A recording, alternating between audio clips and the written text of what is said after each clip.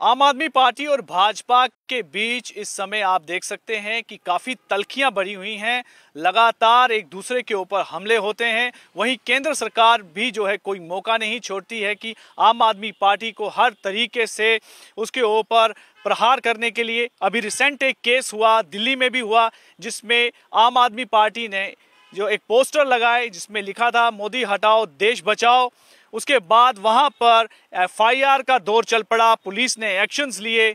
अब similar case जो है जम्मू में भी यहां पर देखने को आया है कि जब आम आदमी पार्टी ने बीजेपी के खिलाफ एक कैंपेन चलाई, उनकी जो इस समय उनका रूल चल रहा है उसके खिलाफ, जो उनकी नीतियों के खिलाफ जिस तरह से कैंपेन चलाई है उस पर उन्होंने पोस्टर लगाए कि मोदी हटाओ देश बचाओ।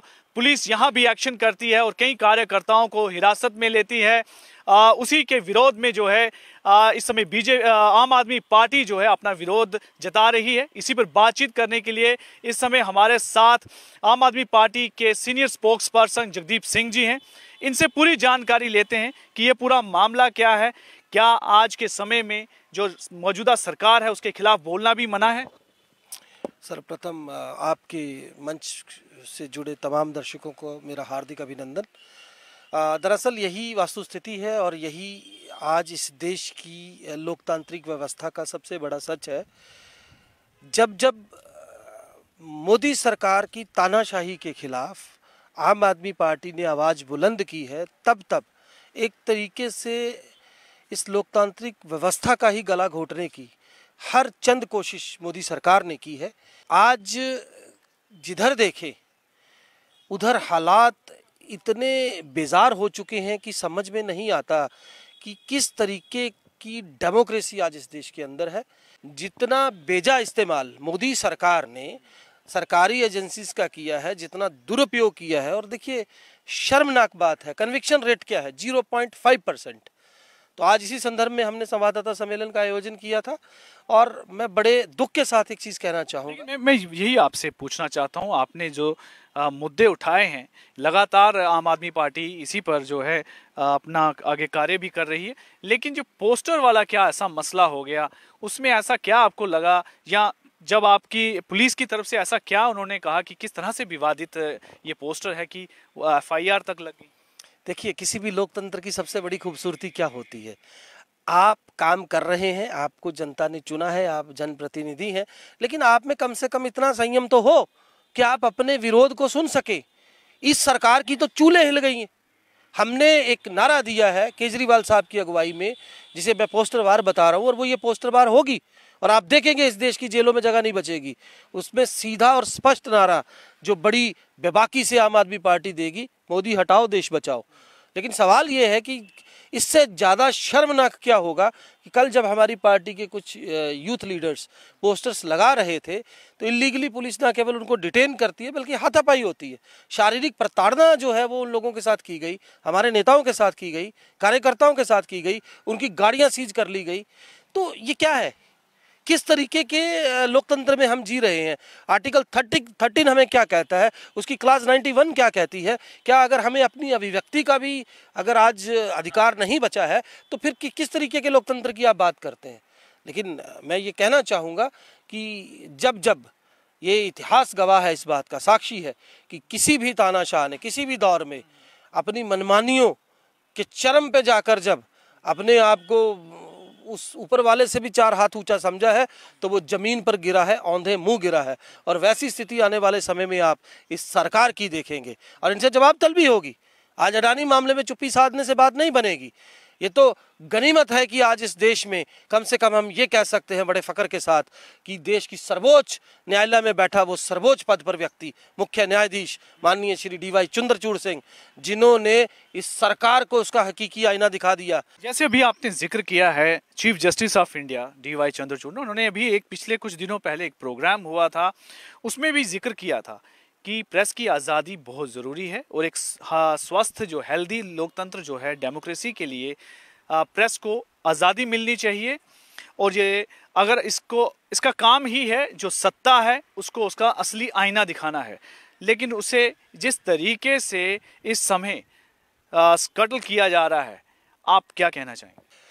देखिए, आप जानते हैं व्यक्तिगत तौर पर मैंने अपने जीवन के 24 साल इसी पत्रकारिता के आयाम को तमाम तरह की आपको पता है कि मंचों पे काम किया है।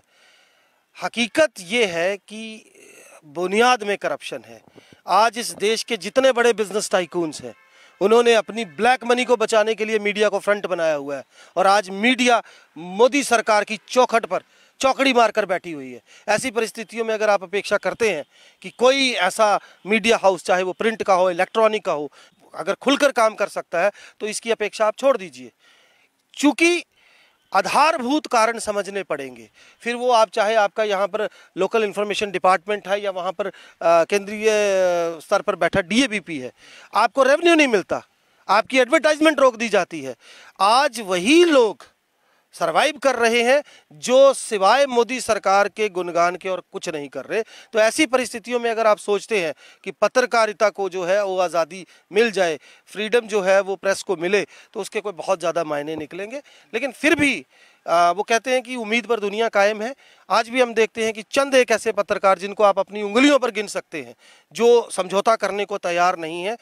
राष्ट्रीय स्तर पर भी और मैंने देखा है रियासती दर्जों पर भी वो लोग अपना काम कर रहे हैं। तो यही जिस तरह से आम आदमी पार्टी ने अभी ये कैंपेन जैसे आप चला रहे हैं कि लोगों को जागरूक करना है, तो आगे भविष्य में अब जिस तरह क्या आपका विचार है, क्या आप इस कैंपेन को जारी रखेंगे या जिस तरीके से पुलिस जो है इस समय कार्रवाई कर रही है, कहीं ना कहीं आपके हौसले पर काफ़ी इसका नुकसान हुआ है?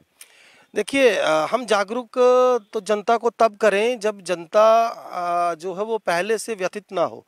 आज स्थिति ये है कि हर आदमी हलकान है, परेशान है, छोटा व्यवसायी है, दुकानदार है, एक आम दिनचर्या करके अपनी 2 जून की रोटी का जुगाड़ करने वाला कोई दिहाड़ीदार है। आज हालात ये बना दिए। मैं सिन्हा सरकार की बात करता हूँ। पहले इसका ये तथाकथित अतिक्रमण विरोधी अभियान देखिए आप, किस तरीके से ये नई बस्ती पहुँच गए, किस तरीके से छोटे छोटे दुकानदारों को इन्होंने उनकी दुकानों से, उनके घरों से बेदखल करने की कोशिश की। और उसके बाद आप देखिए कितनी शर्मनाक बात है, आप बिजली के बिलों के लिए, मतलब आप क्या दिखाना चाहते हैं? एक तरफ गुलाम नबी आजाद और रविंद्र राणा की बिजली काटकर, what the heck you are trying to prove? एक आदमी जिसके घर में पंखा तक में असर नहीं है, जिसका घर जो है वो कच्चा है, 1.5 कमरे के मकान में वो रहता है, 1.5 लाख का आपने बिल बना दिया और आप ये बता रहे हैं कि अगर हम रविंद्र राणा को बिजली का बिल भेज सकते हैं रैना को, तो आपकी क्या औकात है? मतलब इस तरीके के हालात बना दिए हैं। तो लोग बहुत परेशान हैं, लोग अब आजिज आ चुके हैं, तंग आ चुके हैं इनकी इन तानाशाही नीतियों से। और मैं आपको बता दूं कि हम सिर्फ और सिर्फ जनता की आवाज बनने की कोशिश कर रहे हैं, क्योंकि जनता में जहां क्रोध है, आक्रोश है, रोष है, वहीं डर भी है। क्योंकि जितना बेजा, मैंने पहले कहा, इस्तेमाल ये बड़े स्तर पर ही नहीं करते, ये छोटे छोटे स्तरों पर आप देखिए। एक आम आदमी अगर अपनी अभिव्यक्ति की आज़ादी मानकर कहीं कोई सोशल मीडिया पर कोई कमेंट करता है, उसके घर पुलिस पहुंच जाती है, नहा के मामले दर्ज कर दिए जाते हैं। तो ऐसी स्थितियों में हम लोगों के साथ खड़े हैं और हम अब मैदान में उतर रहे हैं इस पोस्टर बार के जरिए।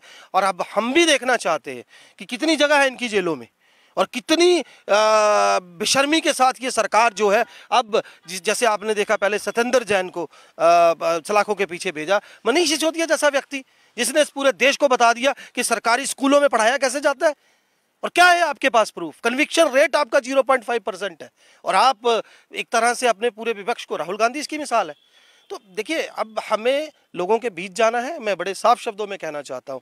और हम बहुत जल्द इस सरकार को ना केवल घुटनों पे लाएंगे, बल्कि इसको जवाब देना होगा कि क्या ऐसा रिश्ता था मोदी साहब का अडानी जी के साथ, जो आज किसी भी बात पर जवाब देने से। महबूबा मुफ्ती भी इस बात को लेकर उनका भी बयान आया कि ये वक्त है जब जितनी भी विपक्षी पार्टियां हैं उनको एक प्लेटफॉर्म पे इकट्ठे हो जाना चाहिए। ये इकट्ठे होकर ही आज वो वक्त है कि बीजेपी का सामना कर सकते हैं।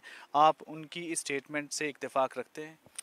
देखिए, एक बात तो बड़ी साफ है, जहाँ तक सवाल है विपक्ष के वजूद में रहने का, वहाँ पर तो भरसक कोशिश हर राजनीतिक दल की होगी कि एकजुट होकर, पूरी एकता से लामबंद होकर मोदी सरकार के खिलाफ खड़ा हुआ जाए।